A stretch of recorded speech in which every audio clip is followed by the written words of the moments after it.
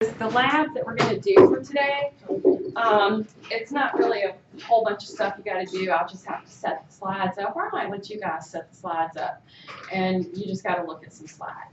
That's pretty much it.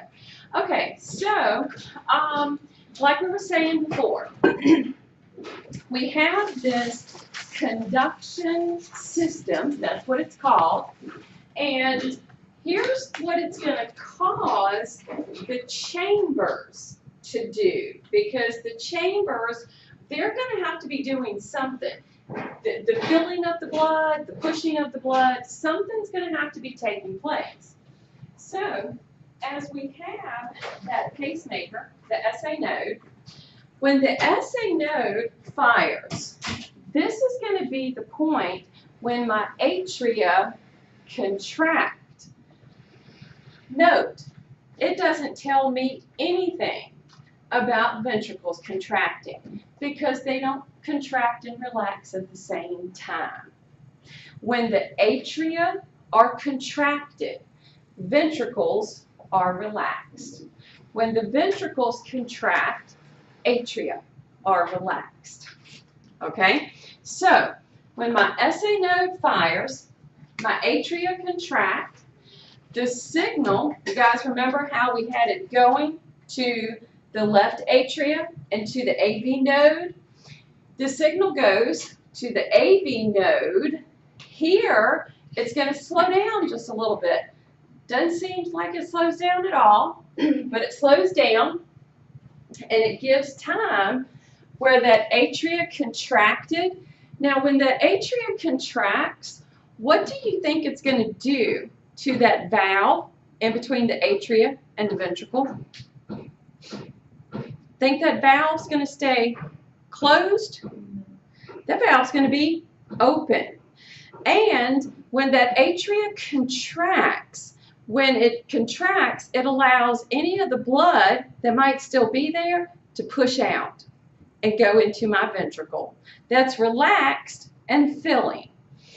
So now, once the signal makes it to the AV node and into the bundle hiss, the bundle branches, the Purkinje fibers, what they refer to now as a sub-endocardial system.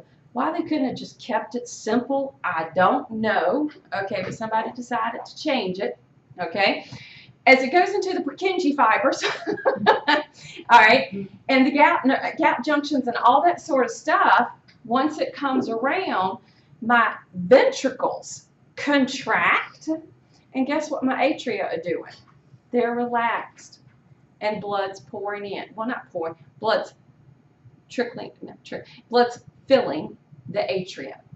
So, because my myocardium, which are in, for the most part, the ventricles, okay, the electrical behavior of my cardiac muscle is going to be affected, okay? So, once again, we're going to have the flow of those ions because that's what we've been talking about, okay? We have our cardiac muscle cells depolarize. Look what comes into play again, calcium, okay? So now calcium comes in, we get the movement of ions, we get calcium coming in, so a little bit of sodium, we get the movement of ions in, we got to deal with the potassiums, we got to have the contraction occur, then we got to repolarize, meaning calcium's got to go back out, potassiums need to equalize, and we'll actually see that in this contraction of myocardium, they will actually have a contraction that's sustained for a nanosecond.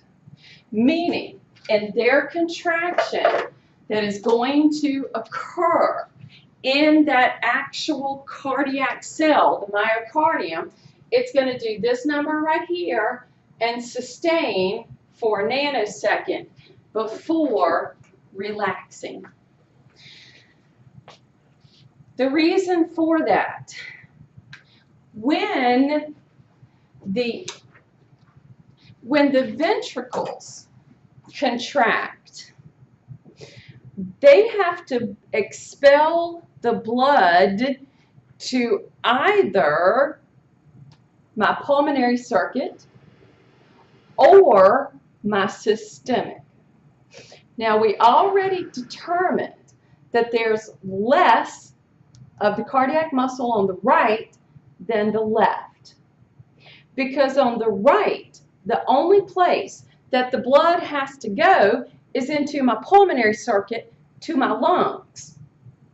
The return from the lungs to my left atria comes into my left ventricle, which has to push it through my aorta to the body. So we have more cardiac muscle on the left, okay? We have to make sure the blood expels. So when that contraction takes place, and remember, SA node to my AV node, down my bundle of His, around the apex, back up by way of those Purkinje fibers, okay? And this impulse for the contraction actually starts here. So what we have to have happen is, at this point, the twist that's going to occur, and then push upwards. So this is why we have that nanosecond of sustained contraction, because it has to expel blood from this end up. Does that make sense? And then we get to have about 1 to 2 milliseconds. Can anybody measure that? I can't. I reckon the little machines do. Okay? 1 to 2 milliseconds of where we get to have the cardiac muscle cell rest before the whole process starts over again. One of the things that we need for that cardiac muscle to relax, and the other part about it, it cannot withstand. You know how when we were talking about skeletal muscle and stuff, we could have the tetanus that took place? In other words, it constantly kept receiving an impulse, and it would lead to the muscle, like muscle spasm, for example. We cannot have our heart muscle, that myocardium, continuously contract. We need it to come back and relax.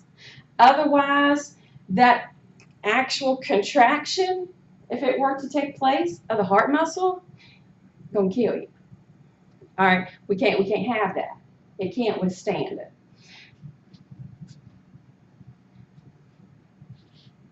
Efficient?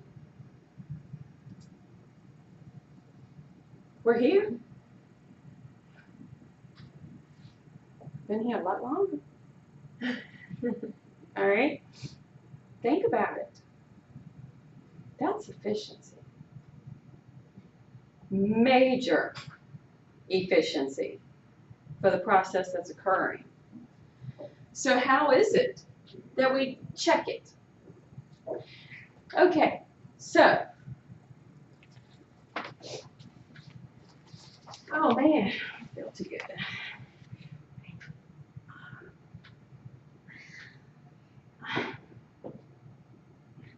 Why not take me to the hospital?